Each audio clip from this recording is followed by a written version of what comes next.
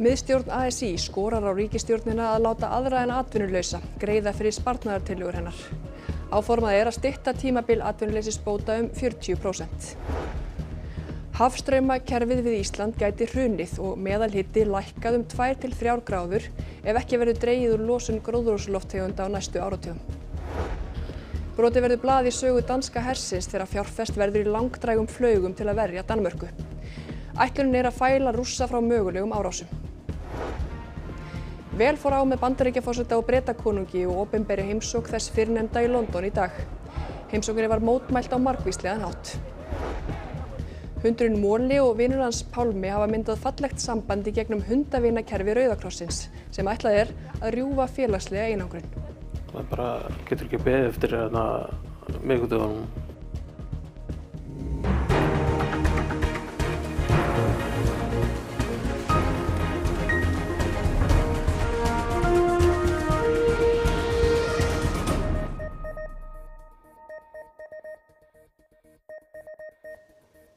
Gott kvöld.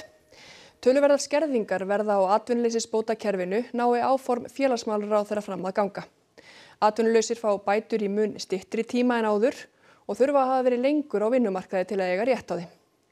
Markmiðið að aðstoða fólk sem fyrst eftir að það missir vinnuna og auka virkni þeirra sem hafa verið atvinnulausir lengi. Á síðasta ári voru samtals greiddir rúmir 29 milljarðar króna í atvinnuleysisbætur. Útgjöldin lækka 6 milljarða á ári þegar breytingarnar verða fullu komnar til framkvæmda. Lækkunin verður mun minni næstu 3 ár. Atvinnuleysi lítið. Það var 3,4% í ágúst. Án atvinnu voru 7.400. Nú hægt að fá atvinnuleysisbætur í 30 mánuði.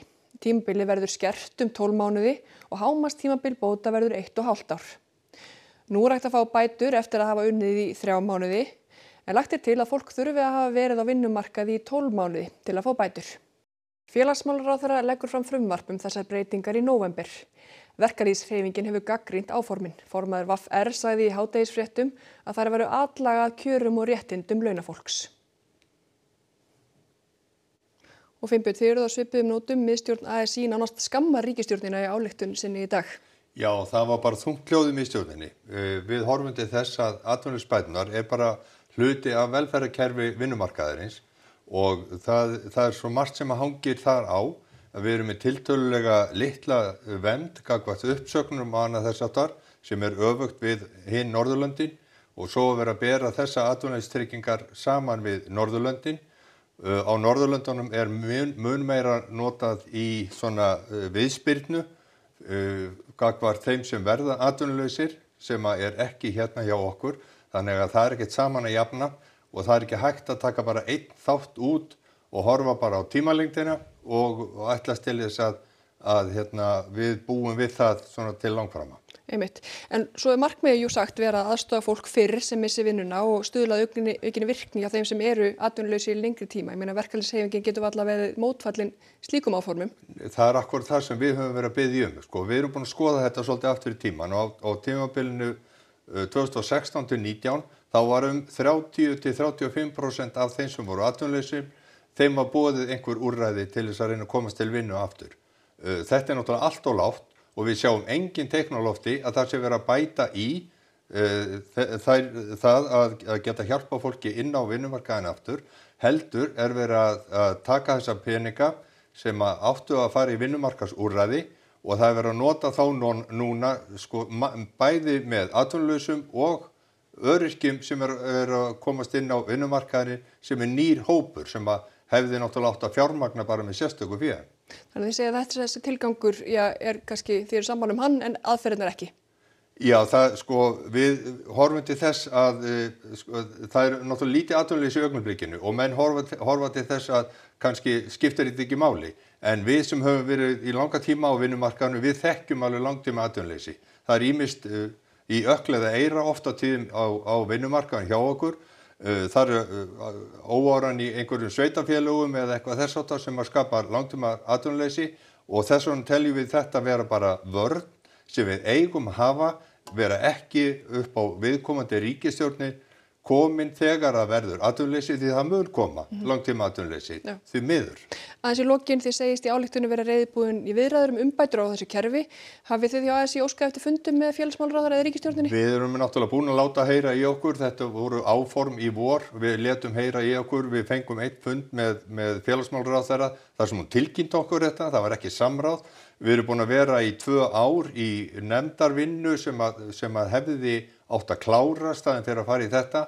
Þannig að við erum bara að leggja til við ríkisstjórnina, hún dreigir þetta tilbaka, fari í hið eðlilega horf, það er að hafa samráð við aðila vinnumarkaðarins svona stórt mál eins og atvinnuleysistryggingasjóður gagnvart vinnumarkaðinu. Kærar þakkir fyrir komuna, Finnbjörn. Og þá út í heim. Tugir þúsunda hafa flúið Gazaborg síðustu 2 daga undan hernaði Ísraelshers. Stjórnvöld í Ísrael hunsa ákall alþjóðasamfélagsins og halda árásunum áfram. Við vörum við myndum í þessari frétt.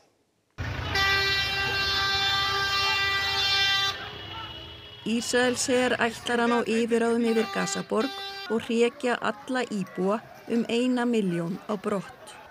Þúsundir ísraelskra hermanna eru í borginni og herinn beitir bæði land- og lofthernaði. Tugir þúsunda palestínumanna hafa flúið þaðan síðan í gær. الوضع صعب مش شايفين انتم بنطلع ومعناش ولا شكل. هاي بنطلع مش شايف الحج تعب واحنا مش قادرين ننزوق. بدنا واحد يساعدنا مساعدة يعني في الوضع الصعب. فيش آمنة أصلا بدنا نطلع هاينا برا في الشارع بدنا ننام زي الناس. Samkvæmt Sameinuðu þjóðunum gengur fólk á flótta frá Gazaborg í alltaf 9 tíma í miklum hita. Margir eru berfættir og flytja særða ástvini með sér. Fólki sagt að flýja til suður Gaza þar sé öruggt að vera. Því treystir fólk þó ekki enda hefur herinn gert árásirðar. Sameinuðu þjóðurnar lýstu yfir á dögunum að hungursneyð væri í Gazaborg og nágrenni. UNICEF segir 26.000 börn á Gaza tafarlaust þurfa meðferð við alvarlegri vannæringu. 10.000 þessara barna eru í Gazaborg. Þá sagði hópur sjálfstæðra sérfræðinga Sameinuðu þjóðanna í gær að Ísraelar væru að fremja þjóðarmorð á Gaza. Dönsk yfirvöld ætlaði að bæta langdrægum flaugum í vopnabúr sitt í fyrsta sinn. Ríkisstjórnin tilkynnti þetta á blaðamannafundi í dag. Vopnunum ætlað að hafa fælingarmátt gagnvart mögulegum árásum Rússlandshers. Forsætisráðherra Danmerkur ítrekkaði í dag að ekki væru vísbendingar yfirvofandi árás.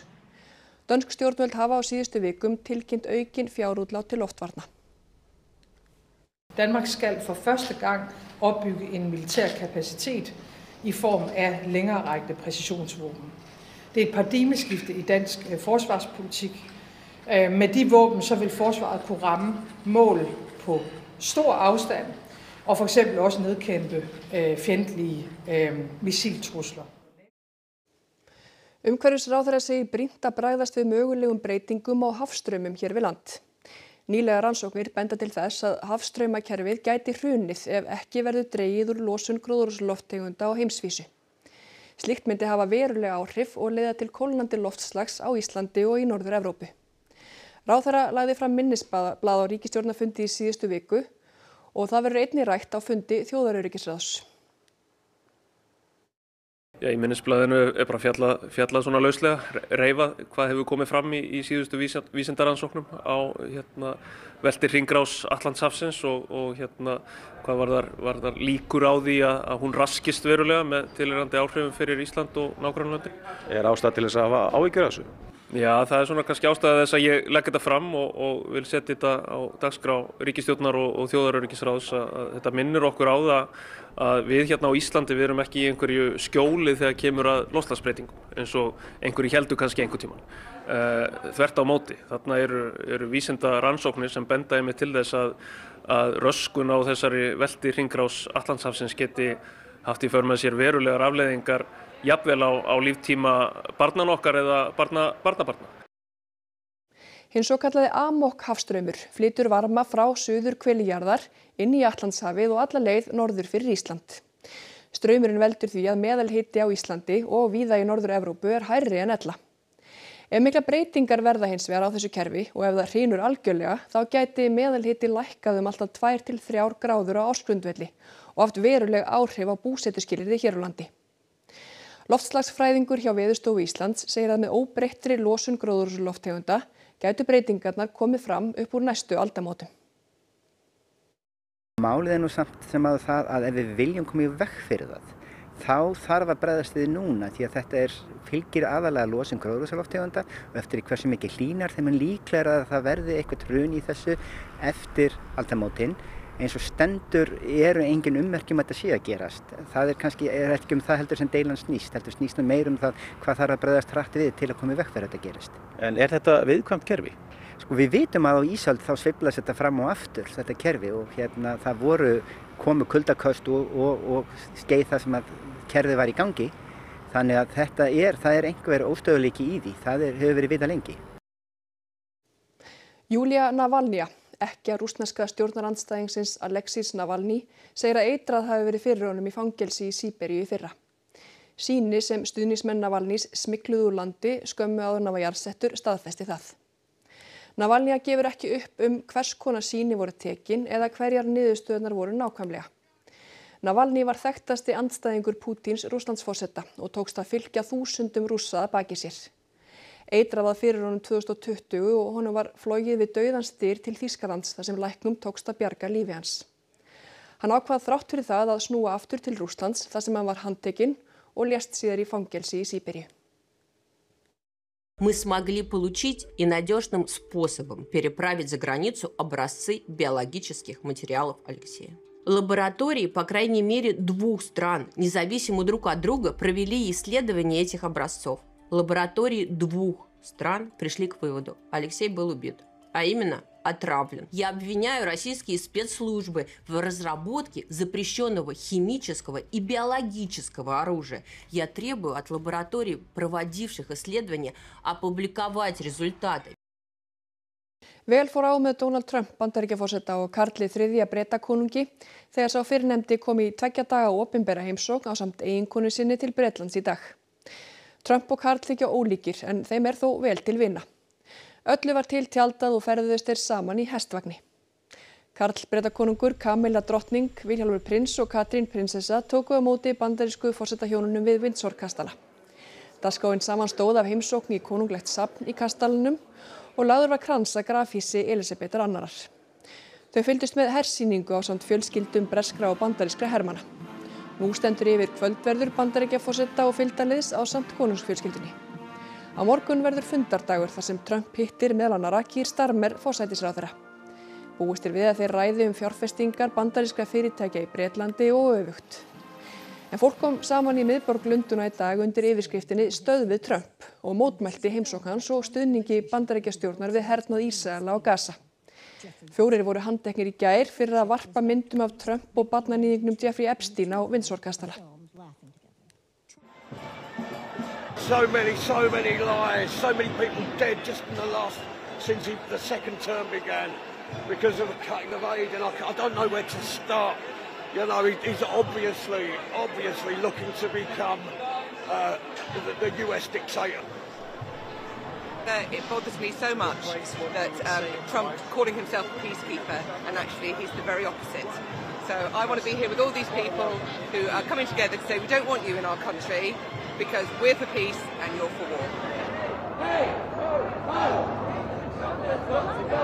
He's destroying his own country and now they're trying to bring that over here. The far right are, increasingly violent and they try and push it against the left. And it's easily way more prominent on the right side, and we don't want any of that here.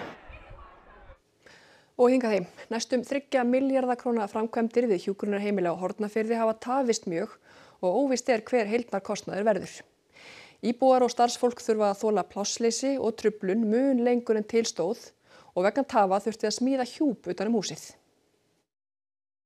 Í hjúkrunarheimilinu Skjólgarði verður góð aðstaða með 31 manns herbergjum þegar nýja viðbyggingin klárast og breytingum á eldra húsnæði líkur. En nú búið að klæða húsið í svokallaðan veðurhjúp og blásarar látnir þurrka húsið. Raki fór að mælast í útveggjum eftir rigningaveður í vetur. Húsið átti að vera tilbúið fyrir áramót en framkvæmdir hafa tafist verulega. Íbúar og starfsfólk eru þreytt á bið, tröflunum og takmörkuðu plássi vegna framkvæmdana. Það hefur minnkað, það er hávaði, það er loftleysi. Þannig að aðbúnaði bæði fyrir íbúa og starfsfólk er slæmur svona, og hefur verið það náttúrulega í orðið dálítið langan tíma. Stóð til að flytja inn síðustu áramót og síðan var allt sett á fullt og við stefndum í flutninga í maí sem ekki stóðst. Síðan var talað júní og svo september. Nú er stefnt á verklok í apríl á næsta ári, 1,5 ári á eftir áætlun. Verktakinn Húsheild Hyrna fór fram á bætur vegna tafa sem ekki skrifuðust á fyrirtækið, en framkvæmdasýslan Ríkiseignir samþykkti aðeins hluta kröfunar. Veðurhjúpurinn kostaði 20 milljónir, en framkvæmdasýslan neitaði að taka þátt í þeim kostnaði, segir Húsheild Hyrna. Framkvæmdin hafi gengið mjög illa og viðbúið að gera þurfi verkið upp með aðstoð lögfræðinga. Ekki verður komið símasamband á alla stofnvegi fyrir lok 2026 eins og gert var ráð fyrir, þar sem ríkið lagði ekki fjármagn í verkefnið. Sveitarfélög á Vestfjörðum krefjast þess að stjórnvöld bregðist við ákalli þeirra að efla fjarskiptasamband í fjórðungnum. Fyrir alla íbúa og ferðamenn er þetta mjög bagalegt, vegna sem maður getur ekki tekið símtöl, vegna sem maður er alltaf 3 mínútur frá því að símtali slitni og maður getur ekki tekið fundi ef maður er í farþegasætinu. Hér á sunnanverðum Vestfjörðum og í Ísafjarðardjúpi eru langir kaflar á leiðinni þar sem ekkert símasamband næst. Til að bæta úr þessu ætluðu ríkið og símafyrirtækin í samstarf til að reisa fleiri senda. Í mars 2023 gaf Fjarskiptastofa símafyrirtækjanum tíðniheimildir fyrir 4 og 5G til 20 ára, gegn því að þau byggðu upp öflugt síma- og netsamband í byggð og á stofnvegum. Sveitarfélög á Vestfjörðum fögnuðu tíðindunum og kölluðu eftir að tengivegir yrðu næstir. En skortir mikið upp á að 4G náist á stofnvegum eins og sjá má á rauðu köflunum. Sú ályktun frá því fyrir 2 árum síðan er úrelt vegna þess að við erum ekki búin að klára stofnvegina. Á landsvísu átti að reisa 40 nýja senda, þar af 24 á Vestfjörðum. Ráðast átti í framkvæmdina á sama tíma og slökkt var á 2G og 3G sendum og ljúka verkefninu fyrir árslok 2026. Þetta er tæknilega, fullkomlega tæknilega framkvæmanlegt. Það er búið að gera alla samninga við fjarskiptafélögin. Ríkið þarf bara að koma með sinn hluta til þess að fjarskiptafyrirtækin geti sett upp sína senda. Það er mjög mismunandi hvað kostar að setja það uppi. Þetta er á stærðargráðunni 5-10 milljónir hver og einn. Þannig að þetta eru bara sáralitlar upphæðir í stóra samhengi hlutana fyrir ríkisreksturinn. Er einhver önnur ástæðan peningar að þessu var frestað svona? Fjármagnið. En af hverju var ekki sett peningur í þetta á sín tíma? Já, það var að spyrja síðustu ríkisstjórn því. Eyjólfur tekur fram að verkefnið hafi ekki verið slegið út af borðinu og að næst eigi að skoða tengivegina. Það er búið aðeins lengja tímabilið þar sem á að ná þessu markmiði, en það er skýrt markmið. Brotajárn safnast gjarnan upp við sveitabæi, jafnvel kynslóðum saman og illviðráðanlegt að koma þungum vélum á haugana. Í Múlaþingi hafa bændur fengið aðstoð við slíka tiltekt en það getur verið erfitt að sleppa hendinni af gömlum gripum. Víða liggja minnisvarðar gamla tíman og ryðga niður í svörðin, sumt er jafnvel fallegt en annað bara til vandræða. Í Múlaþingi fer hringrásnúum sveitirnar, sækir brotajárn til bænda og við bæinn Ós í Hjaltastaðaþinghá er skurðarloginn tendraður.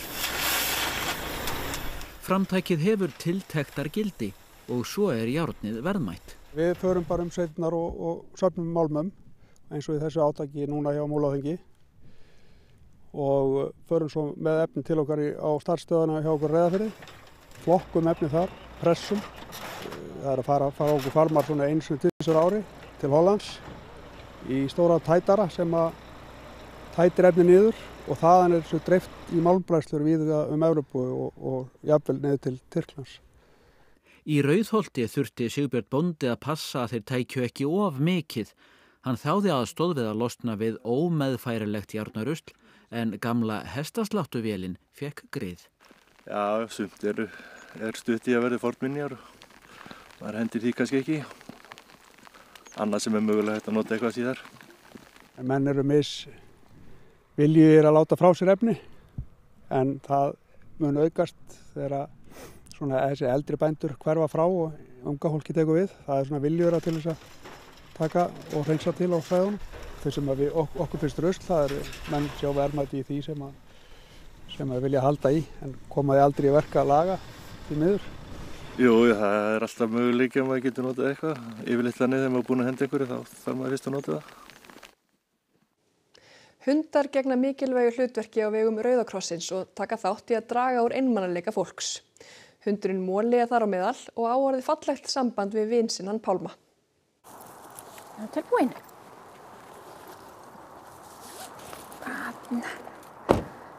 Jæja, hvað er Pálmi? Hæ, kallinn minn. Þarna var kallinn. Hundurinn er besti vinur mannsins og vinátta Pálma og Móla er gott dæmi það. Já, Kandi. Já, Pálmi kemur líka. Móli og eigandi hans Hrefna eru hluti af hundavinaverkefni Rauða krossins sem ætlað er að rjúfa félagslega einangrun og minnka einmanaleika. Nammi gott. Svo gott. Pálmi, Móli og Hrefna hafa síðan í apríl hist alla miðvikudaga. Þau viðra Móla aðeins úti en Móli nýtur sín ekki síður vel heima hjá Pálma þar sem hann kemur sér vel fyrir á mjúku teppi. Þetta er bara alveg meiri háttar. Bara náttúrulega svo mikill dýravinur og bara svona vinskapur. Bara dásamlegt að fleiri geti notið góðs af honum Móla mínum því að hann er alveg einstaklega ljúfur. Er það ekki mál? Heldur betur. Bara hann er algjör meistari sko. Hann er svolítið svona mubludýr og hefur það gott á teppinu og vill láta strjúka sér og fá svona smá nammi gott. Bara alveg yndislegur vinur. Já. Nei, blessuður. Hundavinaverkefni Rauða krossins hefur gefið góða raun. Það var kynnt fyrir gestum og gangandi í Kringlunni nýverið þar sem þessum loðnu ferfætlingum leiddist ekki athygli. Hrefna segir verkefnið afar gefandi fyrir menn og dýr. Ef að maður mögulega getur lagt eitthvað að mörkum, eitthvað til þess að bæta líf annarra, þá er maður að bæta líf sitt í leiðinni. Engin spurning. Þetta er bara alltaf gaman að fá þau. Það bara getur ekki beðið eftir miðvikudeginum. Já, Bergsteinn, hvað ætlaði að fjalla í Kastljósi kvöldsins? Við ætlum að fjalla bílastæði sem sumir kalla besta vin mannsins, en við ætlum að fjalla Keldaland. Það er sem sé nýtt hverfið þar sem gert er ráð fyrir að 12.000 manns muni búa í hátt í 6.000 íbúðum, en það er líka reiknað með að yfir 60% heimila noti ekki bíl, heldur fyrst og fremst almenningssamgöngur eða hjólreiðar. Þetta eru metnaðarfull áform, en sumum finnst þau óraunhæf, þar á meðal Hildi Björnsdóttir, oddvita Sjálfstæðisflokksins í Reykjavík. Við ætlum að ræða við hana og Dóru Björk Guðjónsdóttir hjá Pírötum á eftir og svo ætlum við að kynna okkur nýja gamanþætti mann sem verður óvænt þjálfari Þróttar í fótbolta. Mér sem ekki því, takk Bergsteinn. Og þá að veðri. Víðáttu mikil hæð yfir Grænlandi og lægðir suður af landinu beina til okkar norðlægum áttum fram á helgi. Á morgun er útlit fyrir norðan og norðaustan 5 til 13 metra, hvassast við vestur- og austurströndina. Dálítil rigning eða slitta fyrir norðan og snjókoma til fjalla en léttskýjað sunnanlands. Það dregur úr úrkomu annað kvöld, hiti 2 til 10 stig, mildast syðst. Við förum nánar yfir veðurhorfur að loknum íþróttafréttum.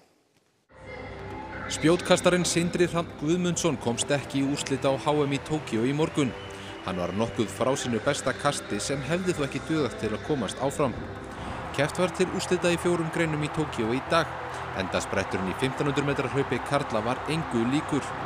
Dregið var í bikarkeppni karla og kvenna í handbolta í dag og við kíkjum á meistaradeildinni í fótbolta í íþróttum eftir augnablik.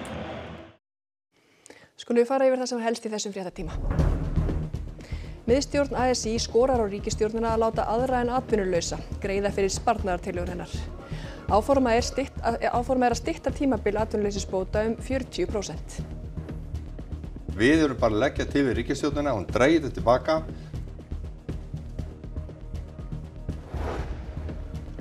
Hafstraumakerfið við Ísland gæti hrunið og meðalhiti lækkað 2 til 3 gráður ef ekki verður dregið úr losun gróðurhúsalofttegunda á næstu áratugum.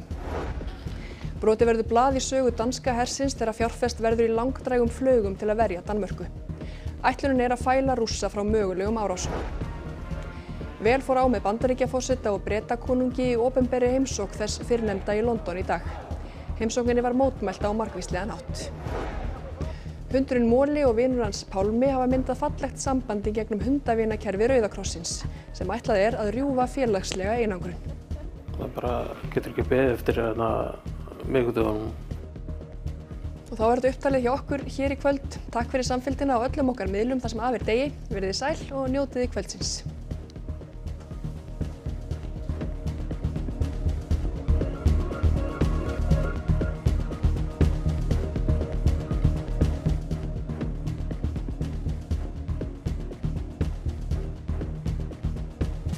Á RÚV í kvöld.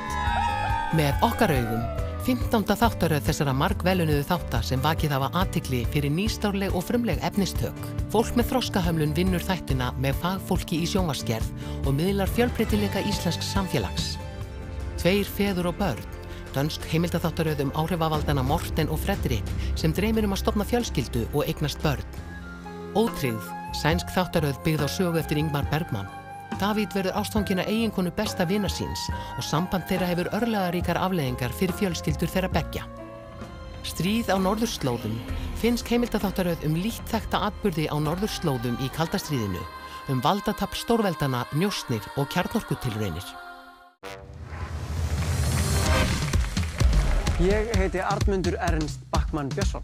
Og þér oft heitt í hamsi? Reglulega. Vonandi hér í kvöld líka? Vakna heitt í hamsi. Já, alveg bara, húðin öll bara. Sjáið það að ég er alveg rjúkandi reiður hérna. Ég heiti Unnur Backmann.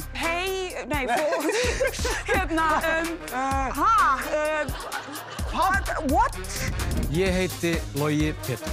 Sko, ég pældi dálítið í þessu og ég lenti einhvern veginn á orðinni rabbabari. Veistu hvað það þýðir? Já, ég held það. Ég er Unnsteinn Manuel. Babtabarabb. Babtabarabb. Þetta er dálítið babtabarabb. Þetta er Braga Valdimar línan í íslenskum fræðum. Kappsmál, laugardag á RÚV. Eina sem vitað, þetta verður ægilega skemmtilegt. Heimsmeistaramótið í frjálsíþróttum verður í Tókíó í Japan að þessu sinni og þar mætir allt besta frjálsíþróttafólk heims til leiks. Og hún hér